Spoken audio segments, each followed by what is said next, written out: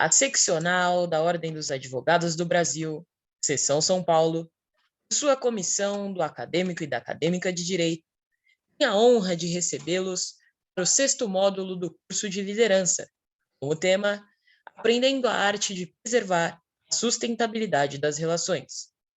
Conta com o apoio das comissões de Ação Social e Cidadania, de Cultura e Eventos da OAB São Paulo. Este evento compactua com os Objetivos de Desenvolvimento Sustentável da ONU. Agradecemos e saudamos as autoridades que compõem essa mesa virtual, os participantes, e todos aqueles que contribuíram com a campanha de Natal. Para conduzir a abertura oficial deste evento, anunciamos a doutora Adriana Cecílio, presidente da Comissão do Acadêmico e da Acadêmica de Direito da OAB São Paulo. Doutora, a palavra é sua. Olá, bom dia a todos e a todas. Muito obrigada, Isabela, obrigada, Fabiana, pelo suporte, por estarem conosco aqui nesta manhã de sábado. Inicio a minha fala primeiro fazendo a minha autodescrição em respeito e consideração às pessoas com baixa visão ou com deficiência visual. Eu sou uma mulher de cútis branca, eu estou de óculos, estou levemente maquiada, estou com cabelo liso, loiro, usando uma blusa verde, atrás de mim tem uma estante com livros.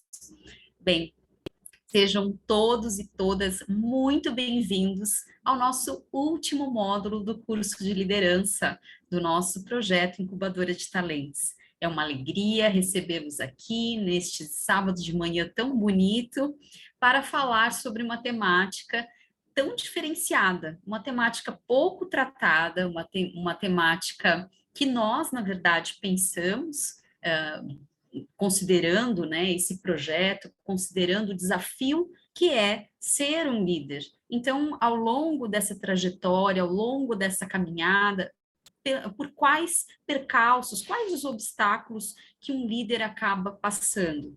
Bem, é muito comum, é bastante comum você se deparar com situações de conflito ou você precisar dar um feedback que não é aquele esperado pelas pessoas que estão trabalhando com você, ou mesmo você se ver obrigado a trabalhar com pessoas que de repente poxa, você não tem aquela simpatia tão grande, aquela história do santo não bater. E aí, como é que você faz? Como lidar com essas situações complexas que são próprias do dia a dia e que estão aí presentes na vida de todos nós? Então, para tratar sobre essa temática tão diferenciada, tão importante, tão interessante, nós tivemos o prazer e a alegria de convidar a doutora Mafuane Odara, que para a nossa alegria aceitou este convite para estar conosco hoje, conversando com vocês, ela que é uma grande referência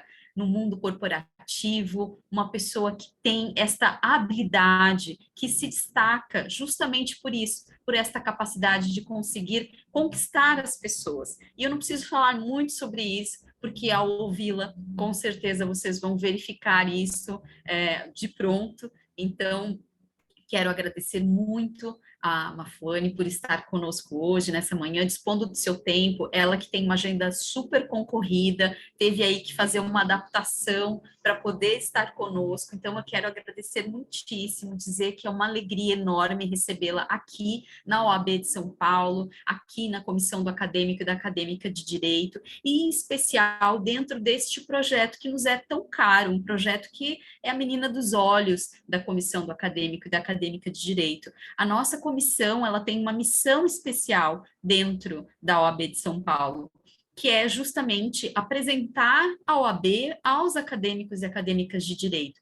E nessa gestão, nós fomos além. Nós não só apresentamos a nossa instituição, como nós levamos a nossa instituição para dentro das faculdades de direito. Então, aqui nós temos um grupo seleto de acadêmicos e acadêmicas de direito extremamente comprometidos com o seu futuro, com o seu desenvolvimento, que estão aqui investindo em se tornar aquele profissional que a advocacia tanto precisa e tanto merece.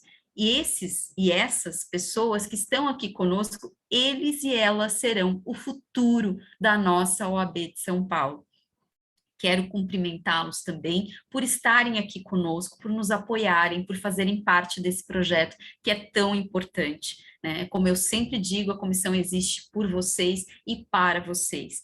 E antes de passar a palavra para a doutora Mafuane, eu sei que todos estão muito ansiosos para ouvi-la, mas eu não posso deixar de registrar a presença de dois coordenadores da CAD que estão conosco hoje, o doutor Fábio Silveira e a doutora Thaís Grande, que estão aqui assistindo também, irão acompanhar esse webinar tão importante, este nosso último módulo do curso de liderança. E eu preciso fazer um destaque aqui do meu carinho especial em relação aos nossos coordenadores e coordenadoras da CAD. A nossa comissão é formada por jovens advogados, por pessoas que até então estavam muito afastados da OAB de São Paulo e não se sentiam parte da nossa instituição. E com essa gestão, a nossa gestão da CAD, especialmente, agregou essas pessoas tão competentes e tão especiais e que conseguiram contribuir de uma forma tão qualificada para o desenvolvimento dos nossos acadêmicos e acadêmicas de direito. Então, eu quero agradecer a Thaís, que essa semana fez uma magnífica palestra sobre diversidade na advocacia, está disponível na nossa página do Facebook. Quero também destacar que no dia 23, às 17 horas, nós vamos ter o prazer de ouvir o Dr. Fábio Silveira falando sobre o racismo institucional enraizado nas instituições, o racismo estrutural enraizado nas instituições, uma temática de muita relevância e que nós precisamos tratar. Quero deixar aqui o convite para você que está nos assistindo, que irá nos assistir depois até o dia 23, para que acompanhem essa palestra, que com certeza será extremamente importante. Quero, então, passar a palavra para a nossa embaixadora, a Bárbara, para que ela possa fazer a apresentação da doutora Mafuane. Eu só pergunto à nossa expositora se ela tem condições de começar. Ela fechou um pouquinho aqui o vídeo, só para ver se está... Estou aqui, estou prontíssima. Que bom, então tá bom. Perfeito, obrigada, muito obrigada, Mafu. Vou passar então a palavra para a Bárbara, para que ela faça a apresentação da nossa expositora. Bárbara, a palavra é sua. Obrigada. Bom dia, pessoal. Meu nome é Bárbara Silva. Cumprimento os componentes da mesa, nossa presidente da CAD, doutora Dana Cecílio, nossa expositora Mafone, nossos colegas acadêmicos e embaixadores aqui presentes e a equipe de suporte. Vou passar, então, ao currículo da nossa mestre Mafuane. Ela é psicóloga, executiva de recursos humanos e consultora em diversidade, ativista em direitos humanos e diversidade, mãe do Mudrik e da Makini. Com vocês, Mafuane Odara. Obrigada, Bárbara, obrigada pelo carinho, doutora Adriana. Os seus pedidos são sempre uma ordem, então eu fiz o que eu consegui para poder estar nesse momento, porque tudo que você lidera, de fato, tem uma transformação e um impacto muito importante, então sempre que eu puder, estarei aqui fazendo parte. Parabéns por essa iniciativa, adorei conhecer um pouquinho mais agora que você contou. Que bom receber cada um e cada uma de vocês para esse momento tão importante aqui do encerramento do módulo de vocês sobre liderança e fazer parte disso é sempre uma honra para mim. Só um minutinho que eu tenho aqui 2 secretários que eu tenho que administrar, tá? Um de 8 e outra de 4, só um minuto.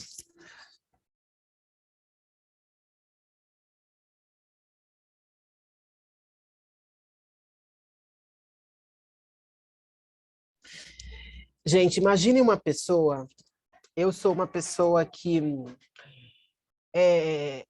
eu fui criada, né, assim, eu sempre fui esportista, né? E aí as minhas roupas são sempre roupas de esportista, né? E aí quando eu me tornei psicóloga, eu falei, vamos, né? Mas sempre fui uma, né? Nunca fui uma mocinha. Aí eu tive uma filha. Eu falei, não, vou criar que nem eu, né, gente? Menino, né, ativista, esportista, não tem esse negócio de frufru, nada disso.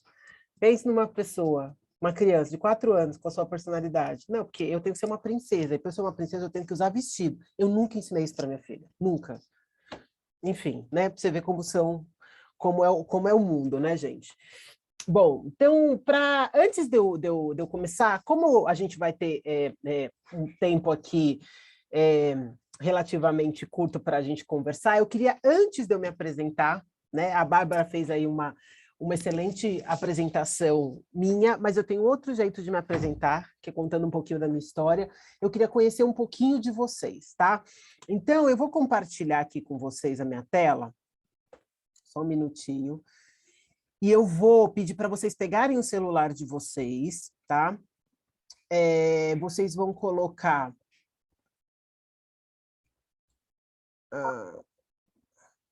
só um minutinho.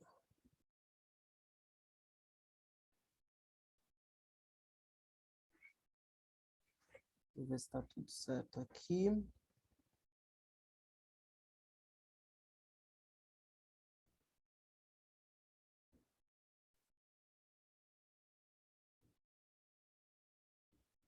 Tá, tudo certinho. Então, eu vou pedir, vou colocar aqui na tela.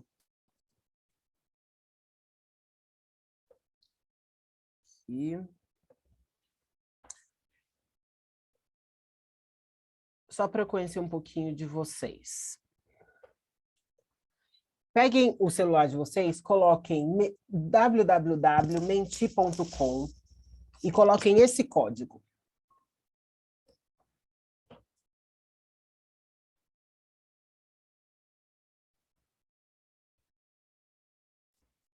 Aí, quem já for entrando, dá um coração para eu ver se vocês conseguiram entrar direitinho. Nós somos 51, né? 50, me tirando da equação. Isso, muito bem.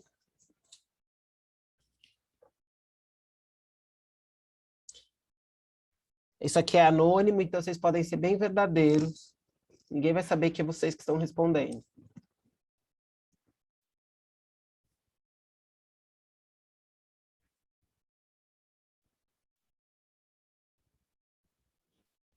E só para informar aos nossos acadêmicos com deficiência visual, o código é 73440853. Obrigada, obrigada. Obrigada pela lembrança.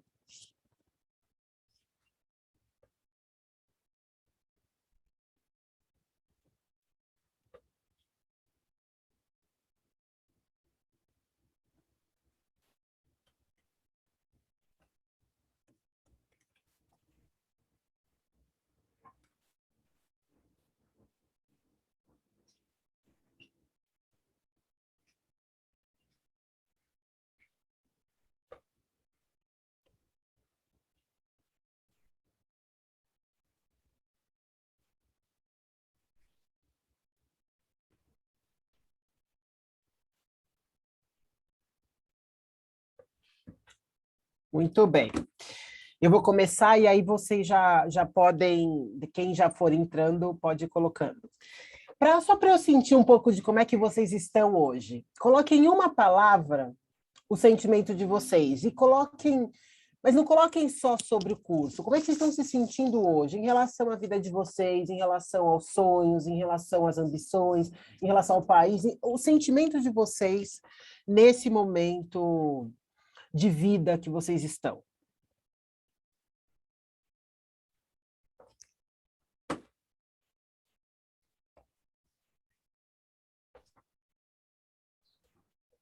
Feliz, grata, cansada, apreensiva, desanimada, grato, confusa.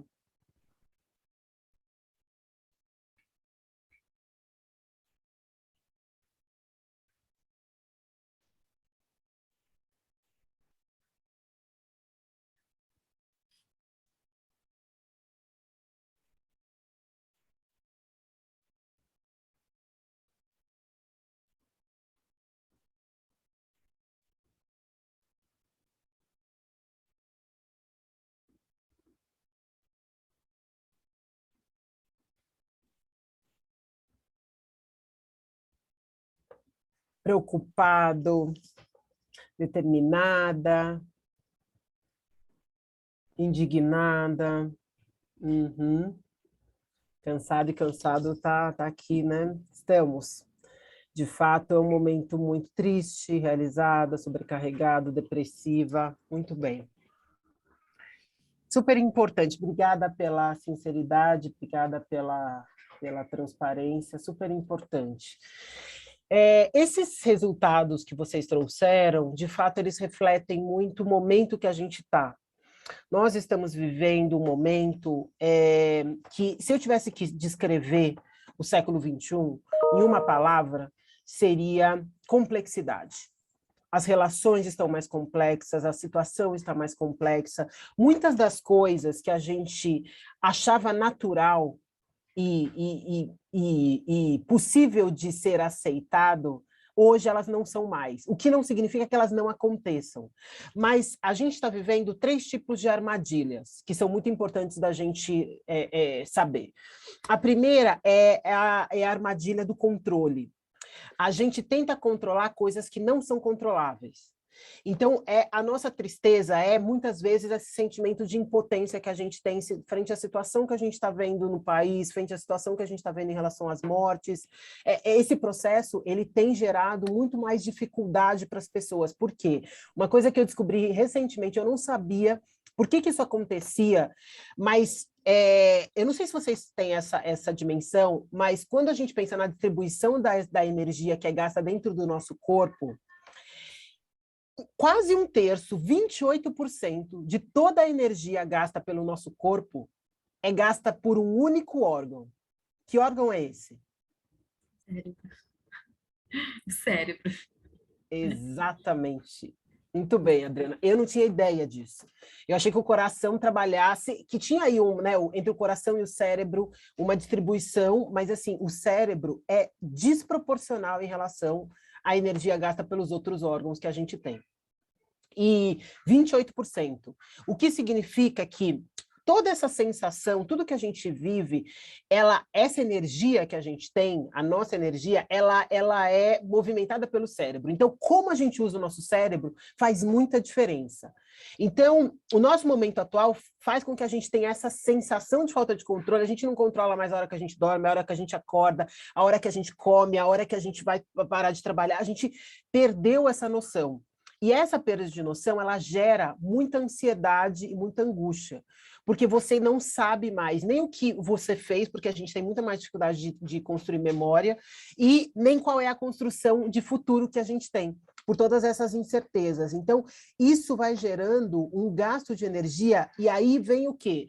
Assim, a dificuldade de descansar, e um cansaço que nunca passa, mesmo quando você tira férias, você volta e fala assim, nossa, gente, mas eu tô cansada já. Acabei de voltar de férias, acabei de voltar do final de semana, a dificuldade de se concentrar, algumas palavras que eram simplesmente palavras, elas se tornam gatilhos mais sensíveis para as pessoas.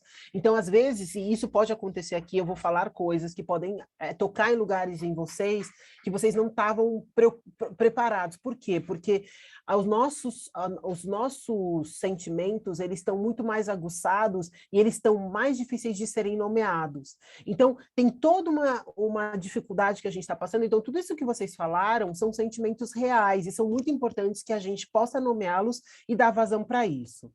E para a gente entender isso, é muito importante a gente entender que tem duas formas da gente lidar com tudo isso. O que a gente chama de resistência e resiliência. A diferença entre uma coisa, porque a gente fala assim, não, porque nós aqui somos guerreiros, resistentes, não desistimos nunca. Isso não é uma coisa boa, tá? Porque, e esse é um dos provérbios que eu mais gosto, porque ele traz exatamente essa dimensão. O vento não quebra uma árvore que se dobra. O que isso quer dizer? Quando você resiste, você está naquele sentimento que, assim, só mais essa reunião, não, mas só mais esse relatório, não, só mais isso aqui para eu ir comer, só mais essa tarefa aqui para eu terminar o meu dia. Esse sentimento de resistência, ele faz com que a gente drene a nossa energia para as coisas que são, muitas vezes, mais difíceis. A resiliência é o sentimento oposto, que te ajuda a entender quais são os seus limites, como que você se adapta àquela situação e como é que você recomeça o processo de uma outra forma. Esses sentimentos são muito importantes para a gente, esses mecanismos são muito importantes para a gente entender como a gente pode lidar com todas essas questões. Então, por exemplo, quando a gente vai estar lidando com uma situação que é muito difícil ou muito desafiadora, você tem dois tipos de problemas complicados e problemas complexos. Problema complicado, você mergulha no problema, pega um problema de matemática. Aí você pega uma fórmula de matemática, vai lá e pensa o que você tem que fazer, e aí você resolve aquele problema. Problemas complexos, você tem que se afastar do problema, compartimentá-lo para você conseguir resolver. Essa diferença faz com que uma coisa te ajude a lidar com a situação. E essa é a diferença entre você entender quando você está resiliente e quando você está resistente. Isso é muito importante para entender essa complexidade, entender esse momento de como a gente pode exercer a nossa liderança. Então, num cenário de tantas mudanças, onde parece que as coisas estão tão incertas, é muito importante que a gente encontre espaços de segurança, de pertencimento e principalmente de autocuidado. Por isso que eu estou começando essa conversa com vocês, falando sobre isso. Ah, Mafone, mas o módulo não é sobre liderança? É. E falar sobre liderança é principalmente, prioritariamente, se encontrar na situação e se colocar da melhor forma que você pode estar. Por isso é muito importante o processo de conhecimento. Então, vamos entender o seguinte, quando a gente fala sobre conhecimento, sobre autoconhecimento, a gente tem que entender como é que as nossas energias funcionam, tanto físicas quanto emocionais. Então, eu vou começar aqui falando sobre quando você está com a energia alta e a mente positiva, você está no estágio que a gente chama de fluidez. E aí, nessa fluidez, você está entusiasmado, você está vivo, você está otimista, você está apaixonado, engajado, envolvido, desafiado, tá? Quando você está na zona de recuperação, você está com a sua energia baixa, mas você está com a mente positiva. Então, é aquele momento em que você está mais zen, que você está em paz, que você está calmo.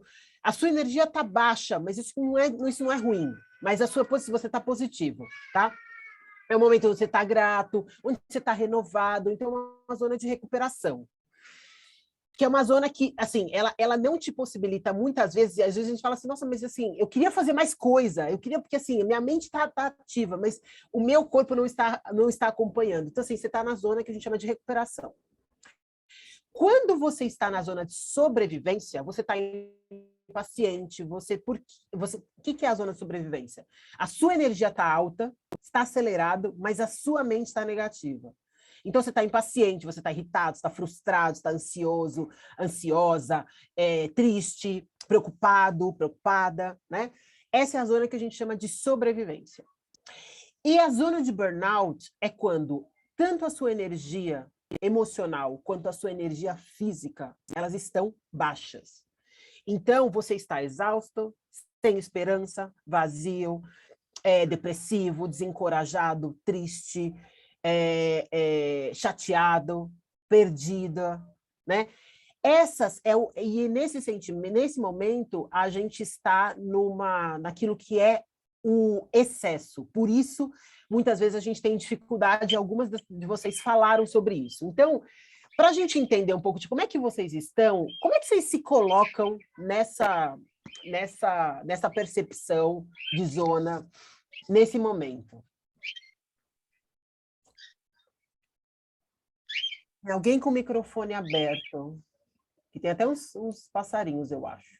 Obrigada. Adorei começar o momento.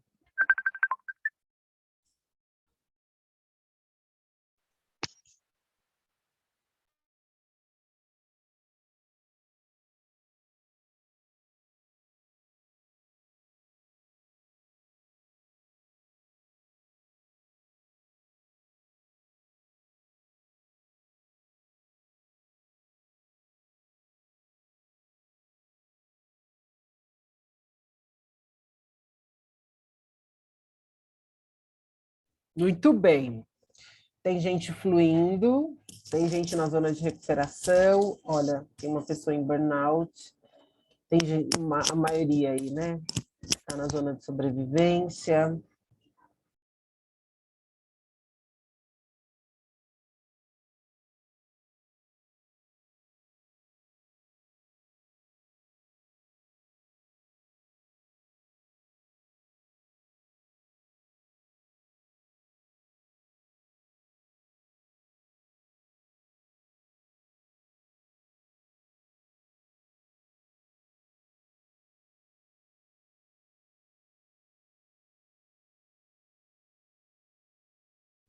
Muito bem.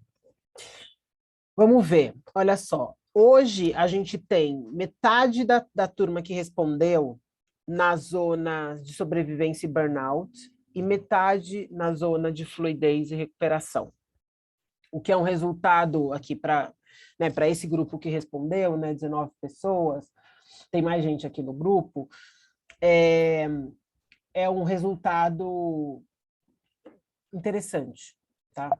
Muito interessante, porque normalmente a gente tem mais pessoas ainda na zona de sobrevivência e burnout, então vamos cuidar, e essas pessoas que estão em burnout, depois a gente pode conversar, porque é muito importante cuidar de vocês, tá? Essa zona é muito perigosa, muito perigosa.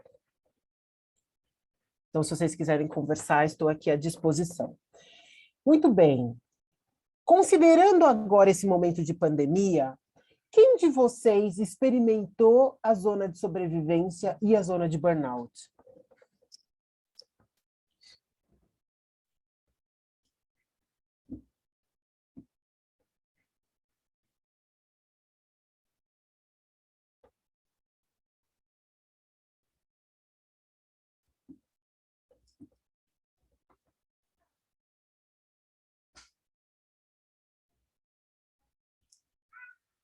Olha só.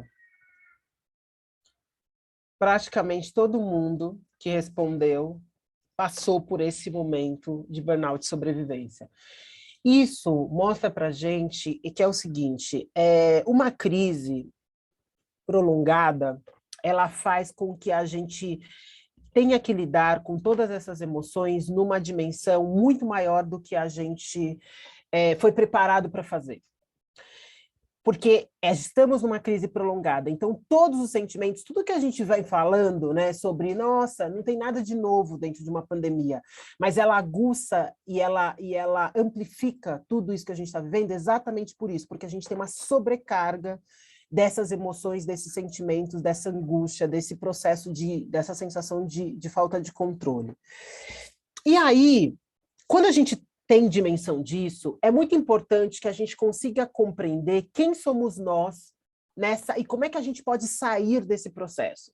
E uma das coisas mais importantes que nos tira desse lugar e que nos ajuda a entender e nomear esses processos é o nosso propósito e aquilo que a gente faz muito bem. Então, eu queria agora que vocês colocassem aqui duas das suas maiores fortalezas e qual que é o seu propósito.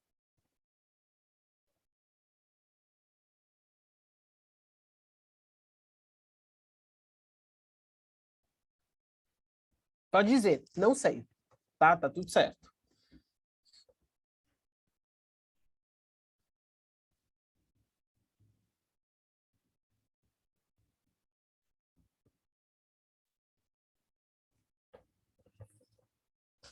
Ajudar as pessoas, minhas fortalezas, Deus e a família. Eu amo estudar e gosto de compartilhar minha paixão com as pessoas. Paciência e resiliência, meu propósito, magistratura.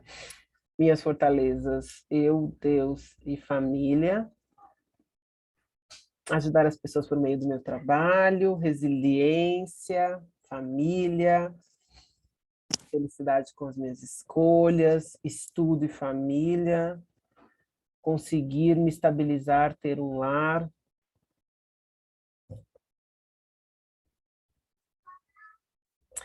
Ajudar as pessoas, trabalhar arduamente, ajudar as pessoas, minha fortaleza, Deus, família, determinação. Não sei, muito bem. Fé e família, sucesso profissional. minhas fortalezas, os amigos, os irmãos, a família, pais e avó, minha mãe e os meus sonhos, meu propósito é me tornar uma pessoa que eu admire, ser útil à sociedade, alcançar meus objetivos, minha mãe, minha fortaleza, me tornar uma pessoa melhor, ajudar as pessoas através do meu trabalho, minha fortaleza, meu afeto e minha crença para um mundo melhor, gostar do que eu faço, minha fortaleza, Deus e a família, meu propósito de serviço social. Excelente, gente. Obrigada, obrigada. Deu para conhecer um pouquinho de vocês e entender um pouquinho de por onde vocês caminham. Então, agora eu vou me apresentar. Obrigada pela participação de todo mundo e vamos conversar um pouquinho. Bom, gente, deixa eu contar um pouquinho para vocês como é que eu cheguei aqui. Meu nome é Mafone Odara. Eu vou fazer a minha autodescrição. Eu sou uma mulher negra de pele marrom clara. Eu estou com os meus cabelos trançados, com um penteado que é uma coroa de tranças. Estou usando um fone branco, um vestido vermelho com detalhes em roxo e preto e amarelo, com flores, né, roxas, vermelhas, amarelas, rosas, azuis. Atrás de mim eu tenho um vidro com figuras geométricas coloridas. Eu tenho uma longa trajetória em direitos humanos, eu tenho um nome africano, os meus pais sempre quiseram que eu tivesse muito orgulho da minha ancestralidade africana, então decidiram colocar nomes africanos nos filhos, e eu comecei a minha trajetória como ativista muito cedo. Com 2 anos de idade, meu pai foi convidado para uma missão da ONU em Angola, para ajudar a reconstruir Angola depois do período de descolonização, e a minha mãe, que era pouco ativista, só que não, falou, já que você vai, eu vou com você também. E na época eu tinha 2 anos e o meu irmão 4 meses. As pessoas saem de país em guerra e meus pais foram para um país em guerra com 2 crianças pequenas.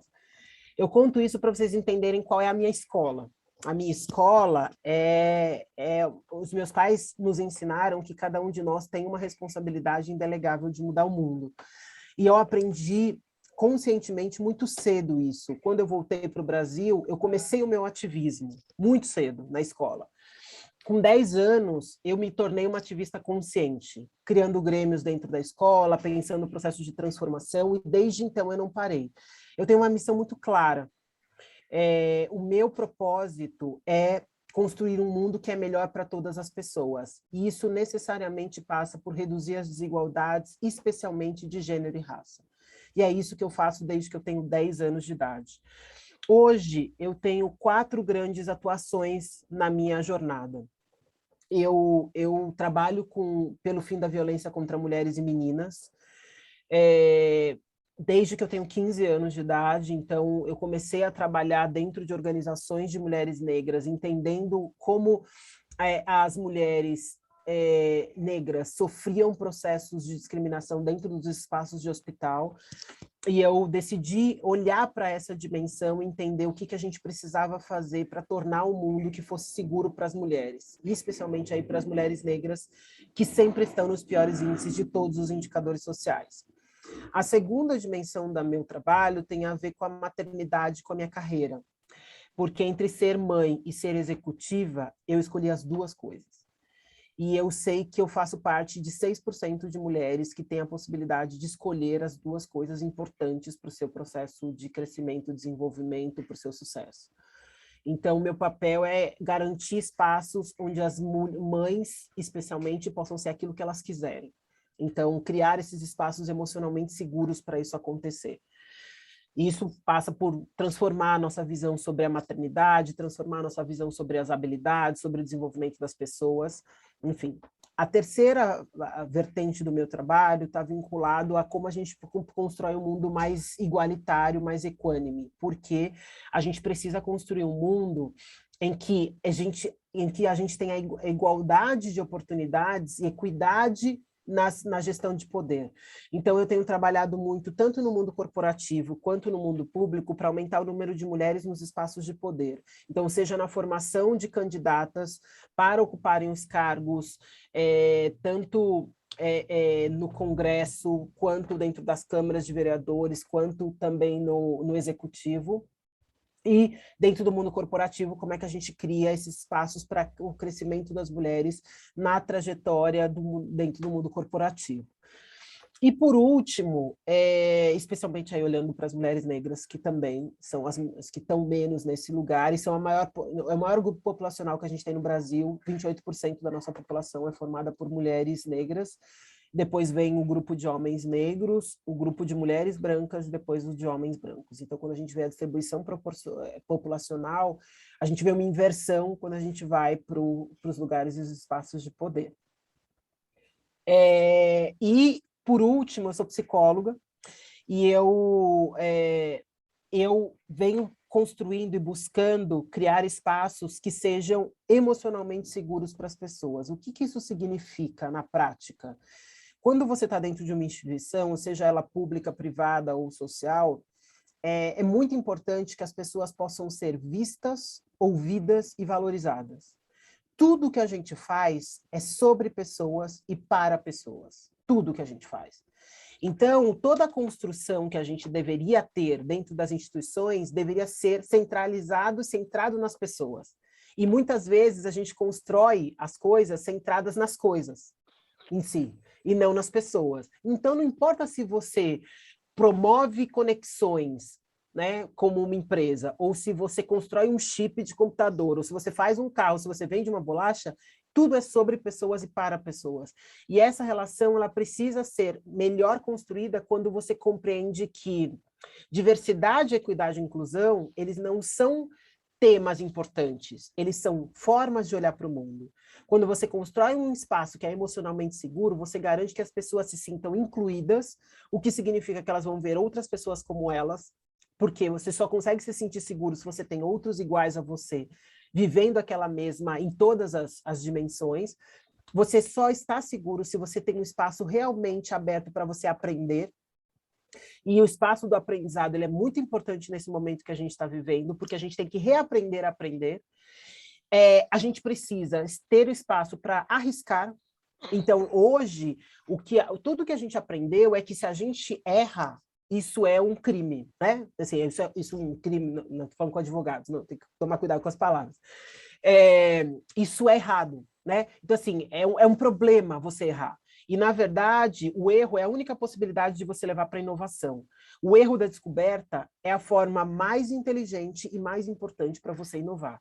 Então, a gente precisa reaprender a aprender, porque tudo que a gente aprendeu até hoje mostra que o erro é um problema. Então, a gente precisa mudar essa concepção sobre o erro.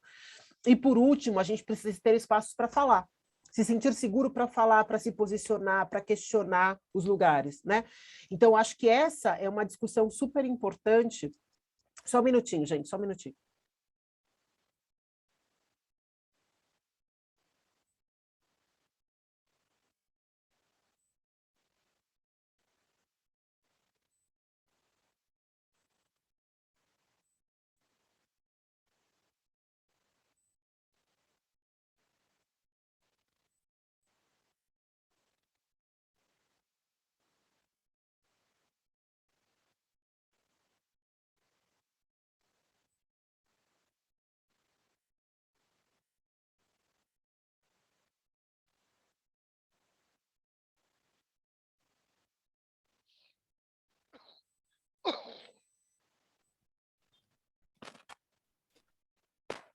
Dentro disso que a Mafô está trazendo para nós, acho que é importante, né, na CAD a gente sempre fala, né, a respeito disso, a gente sempre comenta que a nossa comissão, pelo menos eu tentei ao longo da gestão, tornar um lugar verdadeiramente seguro, onde as pessoas se sentissem acolhidas e se sentissem importantes e pertencentes.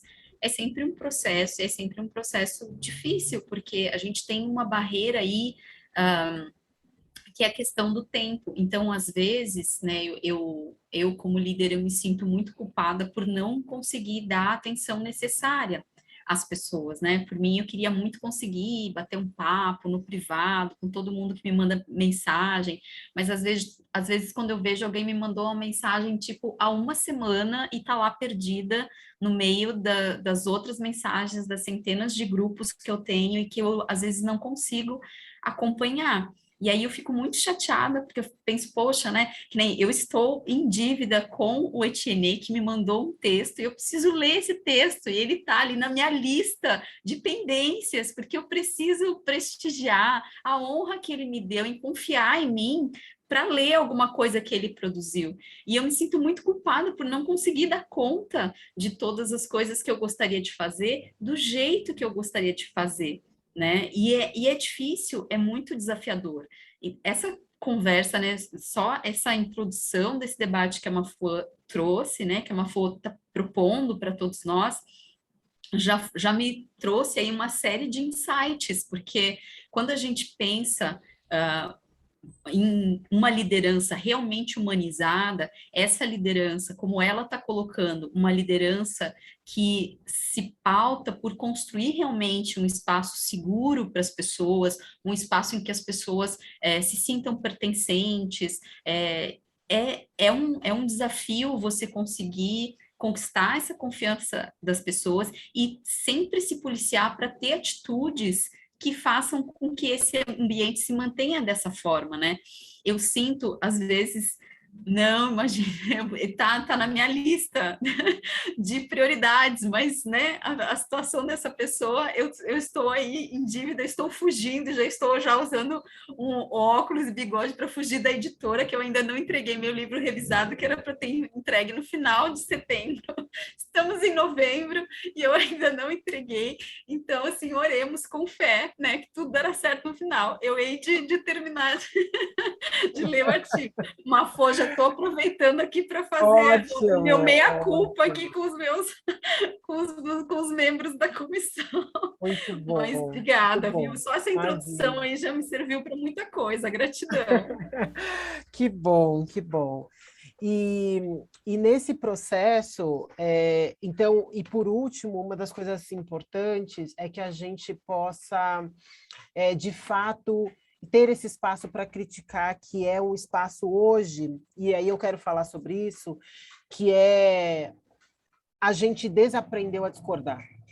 E principalmente no campo onde vocês estão, é muito importante, isso é uma habilidade muito importante, é uma das coisas mais importantes para o futuro.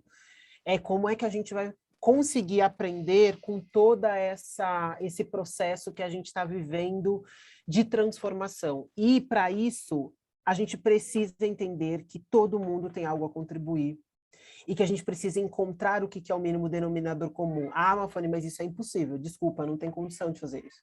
Tem condição porque eu tenho um amigo, não, que, né? Que é de um determinado grupo e eu não tenho condição de começar a conversa com ele.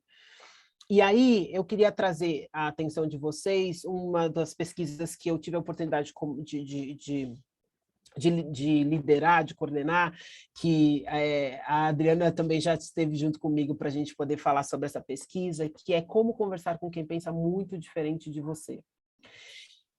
E tem um livro que eu gosto muito, que eu super aconselho, principalmente para vocês, no lugar onde vocês estão, como embaixadores, como pessoas que estão nesse... E pelos propósitos de vocês, de quererem fazer a transformação, de construir um mundo mais igualitário, tem um livro que se chama Trabalhando com Inimigos, do Adam Carrani, Como Colaborar com Quem Você Não Gosta, Desconfia ou Discorda.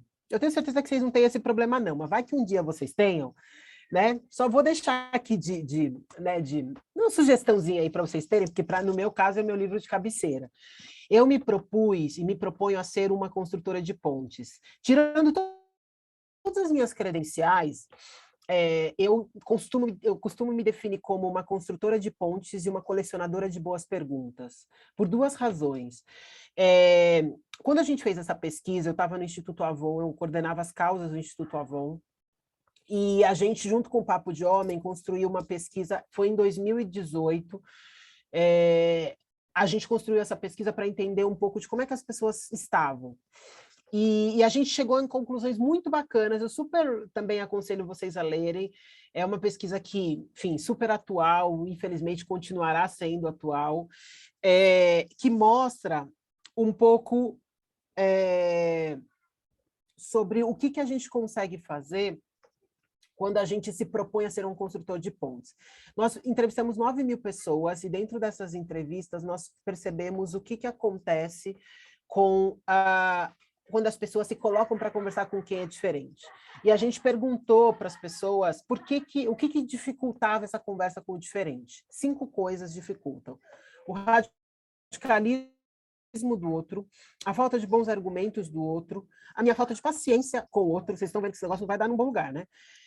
A agressividade do outro e a minha falta de empatia com o outro. Aí você fala, mas e você? Não, eu sou ótima. O problema é o outro. Aí você fala, você jura mesmo? Sim, você só esqueceu que você é o outro de alguém, né? E aí a gente começou a ver que as pessoas, os brasileiros, eles estão divididos em 3 grandes clusters, grupos, né? Um grupo de pessoas que se coloca como construtora de pontes, que ativamente conversa e busca a conversa com quem é diferente. O grupo em trânsito, que são aqueles que às vezes sim, às vezes não, e aqueles que estão entre muros. Os construtores de pontes e construtoras de pontes são 15% da população. 50% está em trânsito e 35% não quer e não vai conversar com quem é diferente. Aí você fala assim, não, mas eu sei quem são. Não, porque são os homens brancos, héteros, que são esses que não querem conversar. Não, gente, assim, não é isso. Você tem um grupo, sim. Quem é padrão tende a estar mais fechado para isso, mas dentro do grupo de pessoas que estão entre muros, você tem mulheres, negros, brancos, héteros, trans, então, assim, são todos os grupos. Agora, quanto mais representação, mais identidades de grupos subrepresentados você tem, maior é a sua tendência, sim, de estar mais aberto à discussão, até por uma questão de sobrevivência. Então, essa discussão ela é muito importante para saber como é que a gente quer se posicionar. E o fato de você querer se posicionar como um construtor de pontes ou uma construtora de pontes te coloca um desafio de estar aberto genuinamente para ouvir o diferente.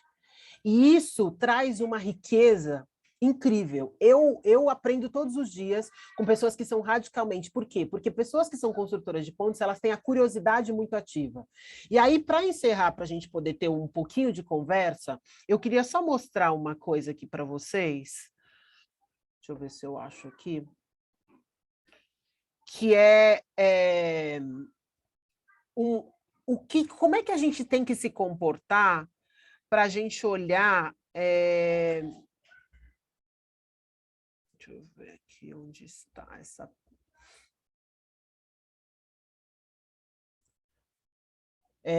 quais são os elementos importantes para a gente poder entender como que a gente cria um ambiente aberto para a diversidade, para o aprendizado, tá? Então, deixa eu só compartilhar com vocês, porque eu acho que pode ajudar nessa discussão e sobre o nosso papel como liderança, tá? Então, o Adam Kahane escreveu um livro chamado Pense de Novo, Think Again, que já tem tradução em português, ele acabou de lançar, então vale super a pena também, é outro livro que eu super aconselho. E o Adam, ele fala que é o seguinte, se conhecimento é poder, saber o que você não sabe é sabedoria. E ele fala que é muito importante criar um ambiente propício para o aprendizado. Isso é uma das habilidades mais importantes para a liderança, tá? Então, ele traz 5 elementos que são muito importantes. O primeiro, tenha e mantenha sempre a sua cabeça como cientista. A ideia que você tem, ela não é a melhor ideia mais brilhante do mundo, porque a gente sempre acha isso. Elas são só hipóteses à espera de testes. É muito importante porque isso mantém a gente... a nossa mente aberta para novas ideias. Segunda coisa, mantenha a humildade e a confiança sempre juntas, porque esse processo vai te ajudar a ter a segurança necessária para fazer as transformações que têm que ser feitas e, ao mesmo tempo, a humildade o suficiente para entender que você não sabe tudo. A terceira é, todo mundo tem algo a acrescentar. todos os espaços de microaprendizados, eles são fundamentais para manter a curiosidade, e a curiosidade leva a gente para o futuro, porque é isso que faz com que a gente construa novas possibilidades. O nosso papel no diálogo não é criar, não é um jogo de tênis o diálogo, onde um ganha e outro perde. Ele é muito mais uma cerimônia de chá, onde você constrói consensos, cria muito mais possibilidades do que certezas. É isso que uma pessoa que se propõe a ser uma construtora de pontes, se propõe a ser uma liderança para o futuro, precisa ter esse espaço da curiosidade, o espaço das perguntas, porque fazer perguntas é muito mais importante do que você trazer respostas. Um líder que é a liderança para o futuro não é aquela que dá as respostas, é aquela que ajuda as pessoas a chegarem nessa construção. Por quê? Porque a segunda armadilha do século XXI é essa armadilha do poder. Esse comando-controle que a gente aprendeu e que funcionou até agora, porque existiam lógicas que mantinham esse funcionamento em alta, eles não fazem mais sentido hoje. Então, hoje, o poder está completamente distribuído. Todo mundo pode falar, todo mundo tem voz. Esse lugar da internet, a internet colocou e trouxe para a visibilidade pessoas que nunca estariam se você olha para o que a gente tem do padrão de quem fala, de quem tem voz, de quem deveria estar nesse espaço. Então, essa mudança, que é uma segunda armadilha, é muito importante. A terceira armadilha é importante de ser observada, é a armadilha da nossa forma de pensar, que é isso. Por exemplo, essa quarta, ela traz muito essa dimensão. Cuidado com as melhores práticas, porque às vezes quando a gente fala sobre melhores práticas, a gente constrói uma lógica de que não dá para melhorar, e sempre dá para ser melhor. E por último, é muito importante criar um ambiente de segurança psicológica. Por quê? Porque esses ambientes, eles nos levam para essa construção onde as pessoas podem, sim, trazer as suas contribuições, sim, as pessoas podem pensar, as pessoas podem errar, e sim, as pessoas podem se sentir seguras para poder trazer o melhor da sua potência, o melhor da sua autenticidade. Se a gente for pensar a transformação que a gente viveu no mundo do trabalho, a gente saiu do Charlie Chaplin, Tempos Modernos, para quem assistiu, onde você tinha o começo da industrialização, todo mundo apertava botão e apertava parafuso, todo mundo tinha que ser igual, e cada vez mais a gente está indo para um mundo onde a individualidade, a autenticidade são os valores mais importantes, e por isso, o que a gente olhava como melhor candidato, as melhores pessoas dentro das instituições, eram aquelas que tinham as habilidades técnicas, hoje são as pessoas que têm as habilidades sociais. Por quê? Porque as habilidades sociais, elas são adaptativas, elas são transformadoras, elas são potencializadoras. Então, isso tem a ver com gestão de pessoas, tem a ver com solução de problemas complexos, com flexibilidade cognitiva. Tudo isso é muito importante. Por quê? Porque o futuro da liderança não é ser a melhor liderança do mundo, é ser a melhor liderança para o mundo. Essa noção sobre a transformação social, sobre o impacto social, sobre o poder que as instituições têm de construir transformações positivas, não é uma coisa legal a ser feita, é a única possibilidade de sobrevivência das instituições para o futuro.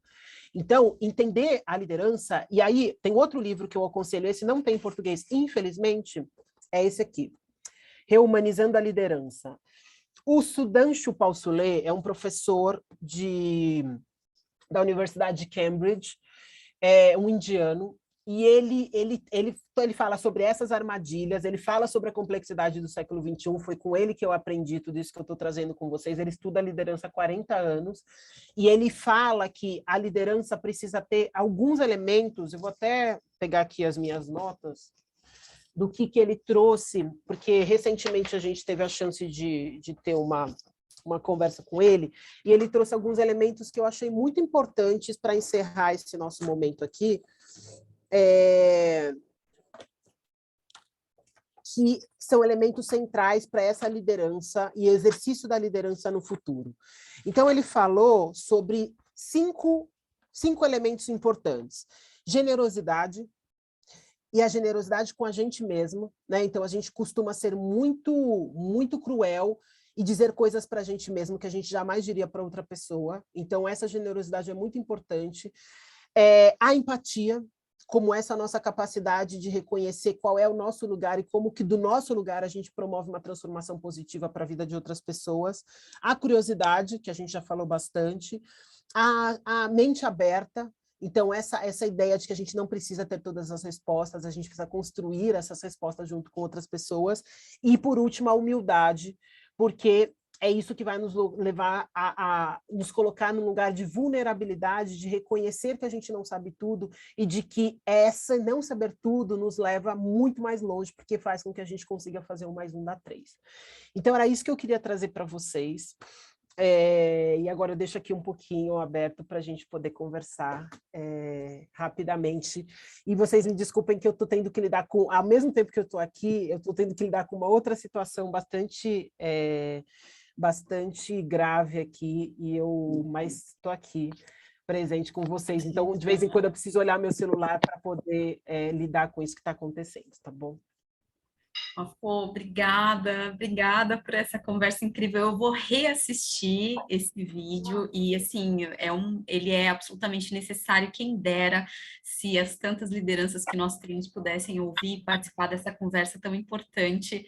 Quero te agradecer imensamente. Eu sei que você só pode ficar até às 11h30, então eu vou pedir aos nossos acadêmicos que encaminhem as suas perguntas de forma bastante sucinta para que nós possamos aproveitar ao máximo aqui a presença da Mafone.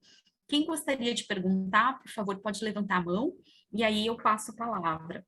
Quem tem alguma pergunta, algum questionamento a fazer? Quem que levantou a mão aqui? O Etinei, pode fazer a sua pergunta, depois o Fabiano, a palavra é sua. Muito bom dia, doutoras. Cumprimento a todos. Eu vou ser bem sucinto. Uma coisa que me chamou a atenção foi quando a senhora disse sobre as pessoas que estão entre muros. E o papel da liderança é saber dialogar com todos, inclusive com essas pessoas. E o segredo da sustentabilidade das relações não é simplesmente manter necessariamente relações sempre diplomáticas, mas sim relações que se sustentem com o passar do tempo, né? Então, qual é o papel do líder na construção de pontes, inclusive com as pessoas que estão entre muros? Há essa possibilidade? Como trabalhar nesse sentido? Obrigado. A pergunta é de $1 milhão, mas vamos tentar responder aí, né? Excelente pergunta, excelente explanação, e, na verdade, esse é o grande desafio.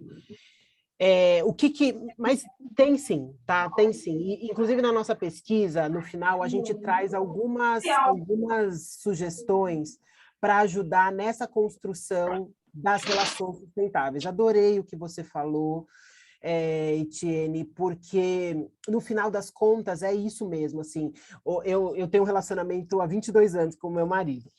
E aí, eu sou uma pessoa extremamente, vocês podem ver, eu sou muito intensa, eu tenho uma energia muito alta, e eu sei disso.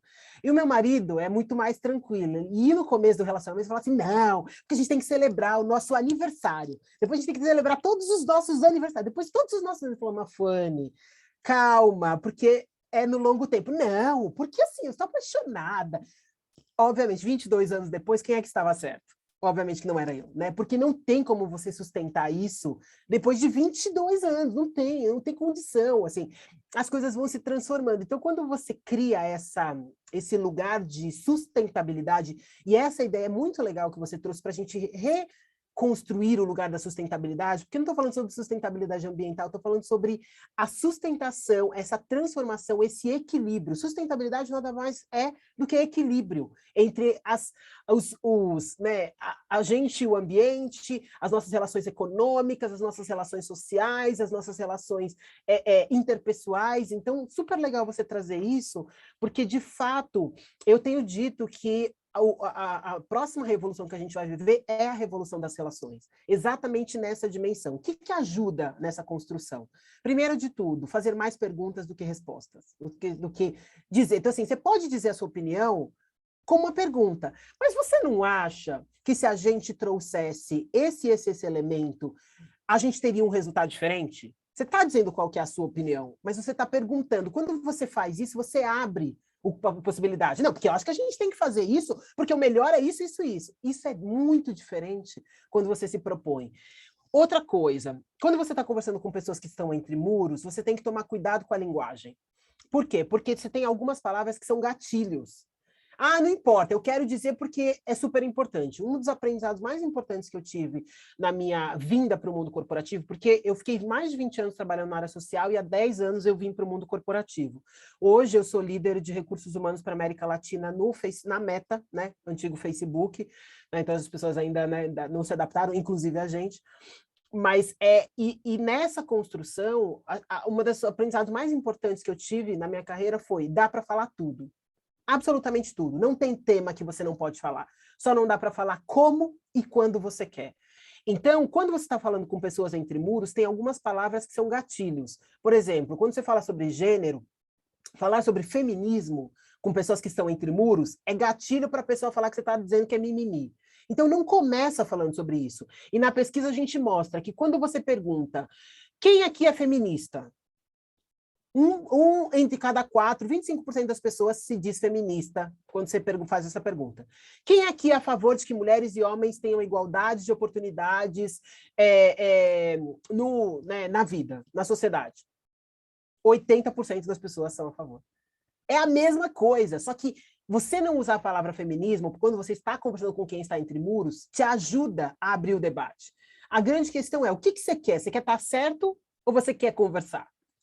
Então, essa transformação é muito importante, porque é a diferença entre você querer ganhar uma conversa e você querer se colocar dentro dessa conversa. Porque uma das coisas mais importantes que a gente tem que ter é entender que a gente também tem problemas, que a gente também é parte do problema, porque só assim a gente vai ser parte da solução. Então, não é sobre eu querer dizer aquilo que está na minha cabeça que vai ajudar a construir as conversas, os diálogos. Então, essa é uma transformação importante. E a segunda é essa compreensão de que, de fato, quando você olha para o que as pessoas podem oferecer, todo mundo tem algo a dizer importante. Então, você precisa construir esse senso. Segunda coisa importante, rebobine a fita. Então, Etienne, você quis dizer isso, isso, isso, isso? Aí, quando a pessoa fala assim, não, eu quis dizer aquilo, aquilo, aquilo, aquilo outro. Porque, às vezes, ela só consegue dizer isso de uma forma que, para você, parece muito violenta, mas a violência também, como o Marshall Rosenberg diz, ela é a expressão trágica de uma necessidade não atendida do outro. O outro precisa dizer isso, e o outro não consegue dizer isso de outra forma, mas não é sobre você, é sobre a outra pessoa. Então, quando você desconstrói esse lugar, você quebra essa barreira. Terceira coisa muito importante é fazer essas conversas quando você está disponível para elas. Ah, Mafone, eu tenho que estar disponível para ouvir toda hora essas pessoas que eu não dou. Não, a gente não está pronto sempre. E é muito importante a gente colocar limites. Por isso que saber o que é uma liderança é estabelecer limites. Por isso que a generosidade te ajuda a entender por que você está fazendo aquilo naquela hora. Porque isso se conecta com o seu propósito. E falando em propósito, é muito legal, muito importante vocês saberem o que é propósito. Propósito é quando você coloca as suas habilidades a serviço de uma necessidade do mundo. Isso é propósito. Então, por isso que é muito importante naquela parte, a gente não tem tempo de falar sobre isso, sobre o que são as suas fortalezas, você precisa aprender a reconhecer aquilo que você é muito bom. E assim, o que é muito bom não está conectado a uma profissão, tá? Ela está conectada a alguma coisa que transcende o que você é bom na sua profissão. Isso é que te torna uma boa liderança, quando você tem clareza sobre por que você faz o que você faz. E tem 2 verbos muito importantes que a gente precisa aprender. Por que eu existo e para que eu existo? Então, saber isso te ajuda a ir se posicionando na sociedade e te ajuda a não perder energia e não gastar energia com coisas que você não vai mudar, mas que te mantenham no seu foco, tá? Te respondi? Então tá bom. Maravilhoso. Eu vou passar, então, a palavra na sequência para a Bárbara e para a Daniele, depois, eu não sei se Fabiano baixou a mão, mas para a Bárbara e para a Daniele, para elas fazerem as perguntas em conjunto. Dani abriu primeiro, doutora. Aí vamos deixar para a Dani, aí, tá bom? Vocês encaminham as perguntas em conjunto para a doutora Mafone poder encerrar, já que ela está...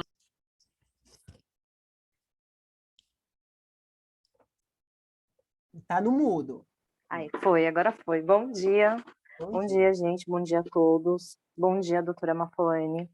Eu vou encaminhar a pergunta para ti, da Camila. Primeiro, eu gostaria de agradecer o aprendizado nessa manhã de sábado. E também obrigada, doutora Adriana, por idealizar esse projeto.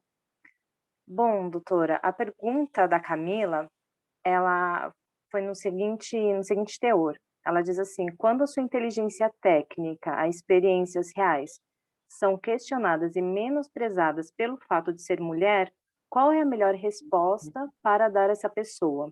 Às vezes somos questionadas por mulheres também e isso é muito frustrante. Excelente ponto. Obrigada, Camila. Obrigada, Daniele. Bárbara. Eu vou fazer, já faz as duas e aí... O Fabiano não vai falar? Então, doutor, eu vou me abster justamente por causa do horário.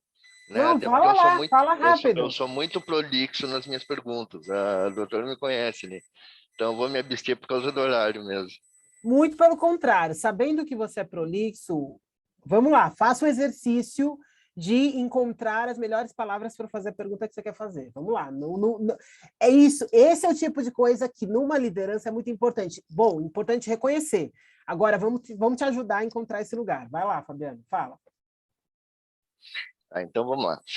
Em que pese a doutora chegue e diga para nós que uma das funções da liderança é lidar com as pessoas que ficam no meio do muro, eu gostaria de saber se a doutora não acha que uma das funções da liderança não é estar em cima do muro, literalmente falando. Por quê? Porque uma das funções da liderança principal é a mediação para evitar conflitos. E não tem como a gente mediar um conflito se a gente não tiver entre esse conflito. Ou, em outras palavras, no meio do muro, né? Seria mais ou menos alguma coisa assim. Zero prolixo. Não entendi o seu comentário anterior. Foi excelente, Fabiano. Obrigada. Respondo para você. Bárbara.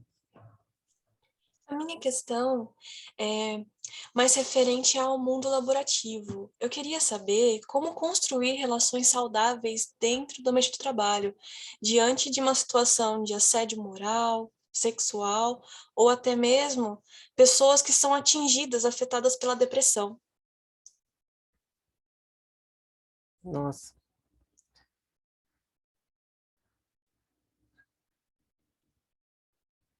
Só estou anotando aqui para não esquecer.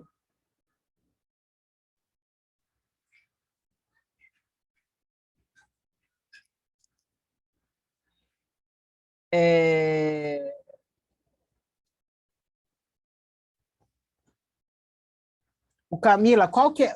Só faz a pergunta da Camila de novo, só para eu anotar aqui. Da Daniele. Camila, ela pergunta quando a sua inteligência técnica, Pronto, já experiências lembrei. reais... Lembrou? Lembrei. Tá bom. As 3 perguntas têm o mesmo teor, então vou tentar aqui rapidamente trazer alguns elementos para vocês. É o seguinte, eu trabalho numa empresa que pensa em inovação.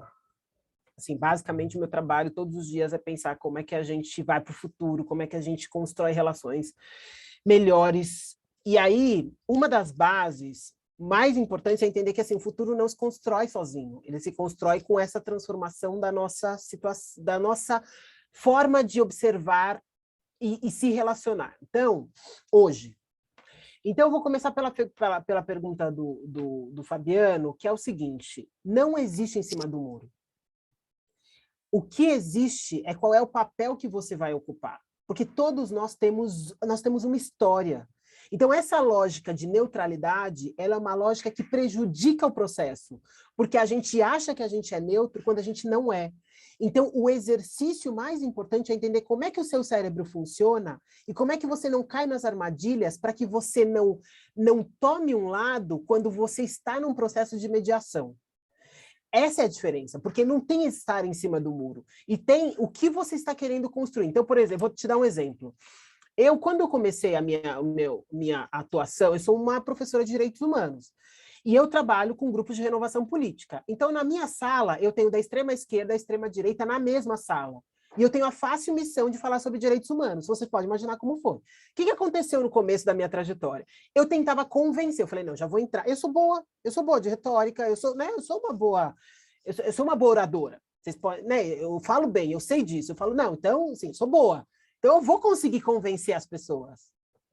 Imagina qual foi o resultado que eu tive, Fabiano. Perto de zero.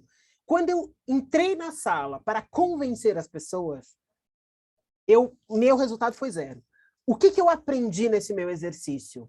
Eu não estou aqui para convencer as pessoas. Eu estou aqui para criar novas possibilidades. O que você vai fazer com isso, eu não tenho controle. Lembra que eu falei sobre a armadilha do controle? Não está sobre o meu controle o que você pensa, Fabiano. Se eu sair daqui e tudo que eu disser não tiver feito nenhum sentido para você, eu não tenho controle sobre isso. Eu não consigo dizer, Fabiano, pense assim. O que eu consigo te dizer, eu falo, olha, Fabiano, se você construir o seu discurso, que é super importante, por perguntas e não por afirmações, o resultado que você vai ter pode ser melhor do que o que você tem hoje. É uma nova possibilidade. Eu crio possibilidades, eu não crio certezas. E quando eu mudei o meu jeito de pensar, eu comecei a ter muito mais resultados. Muito mais. Porque, no final das contas, as pessoas querem a mesma coisa, só que elas vão por avenidas diferentes. E o que a gente se preocupa? Qual é a avenida que ela vai? E quando você se preocupa com a avenida e não com onde você quer chegar, você está se preocupando com o processo errado, porque se ela vai nessa outra avenida, e aí, porque ela vai nessa outra avenida, vocês estão discutindo, vocês perdem a rua que vocês deviam ter entrado, e você vai para outro lugar, ela vai parar em outro lugar. E é isso que acontece com as nossas conversas. Elas vão parar num lugar que não era o lugar que a gente queria. Se não aconteceu isso com você, você vai e começa... Mas, gente, eu estava falando de outra coisa. Como é que a nossa conversa veio parar nisso? Então, isso é uma coisa... Isso é a armadilha que a gente não pode cair. Onde você quer chegar? O que você quer? E como que você conduz a conversa para como você conseguir ajudar as pessoas a entenderem. Nem tudo você vai conseguir. E está tudo bem. O que é o problema? Aqui, o que vocês precisam chegar no mínimo denominador comum é o seguinte: todo mundo quer o melhor para o Brasil. Se você vai para a esquerda, eu vou para a direita e o outro vai por cima, tá tudo bem. O que eu não posso é perder as pessoas no meio desse caminho. E o que acontece muitas vezes é isso, tá? Então, não existe neutralidade. O que existe é como é que você constrói uma conversa para mais possibilidades. Segunda pergunta. Relacionamentos saudáveis, Bárbara, ele se constrói quando a gente estabelece quais são, de novo, os mínimos denominadores comuns. O que não é aceitável e como é que a gente ajuda as pessoas a compreender o que é isso. Então, tem algumas coisas muito importantes que precisam acontecer. Que práticas você estabelece? E aí eu vou responder a pergunta da Camila com uma dessas questões. Quando você, por exemplo, vai fazer avaliação de mulheres dentro das empresas, os homens são avaliados pela performance, muitas vezes as mulheres pelo estilo. Quantas vezes vocês não vê, porque ela é histérica demais, porque ela grita demais, porque ela... Quantas vezes a gente já não ouviu isso? E daí que ela grita? E daí, assim, o que você está avaliando? Então, quando você cria parâmetros de avaliação muito claros, eu estou avaliando a performance. O estilo, se a pessoa fala demais, se a pessoa fala de menos, se a pessoa se expõe, se a pessoa não se expõe, esse não pode ser o balizador. Você tem que ter critérios muito claros de avaliação. Então, isso passa, por exemplo, para a área de gestão, por isso que a área que era chamado departamento pessoal, para os mais velhos, né, que conhecem, e hoje um departamento de gestão de gente, a transformação não é só no nome do RH, ela é uma transformação sobre a percepção das pessoas, a importância das pessoas, o cuidado sobre as pessoas, o desenvolvimento das pessoas. Então, quando a Camila fala sobre isso, a resposta que você precisa dar é sobre quais são os critérios que você está avaliando. Vamos balizar quais são os critérios aqui, porque a gente precisa avaliar todo mundo da mesma forma. E quando você está avaliando as mulheres pelo estilo que elas têm, e os homens, porque quando você avalia um homem que fala, o que grita, primeiro que eu acho que gritar não é, né?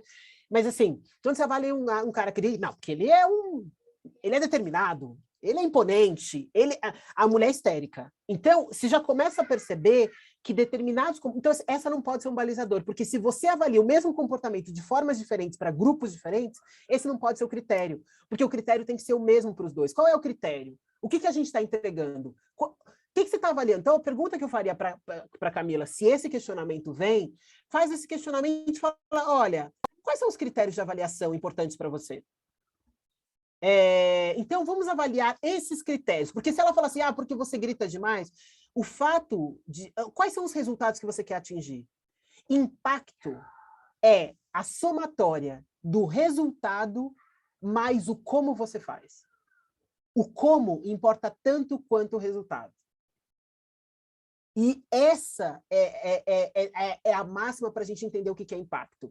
Então, relacionamentos saudáveis são baseados de políticas muito claras, comportamentos estabelecidos como regra, porque se eu privilegio uma pessoa que grita em detrimento a uma pessoa que trata as pessoas do mesmo jeito, porque eles entregam o mesmo resultado, eu estou dando uma mensagem de que está tudo bem você gritar.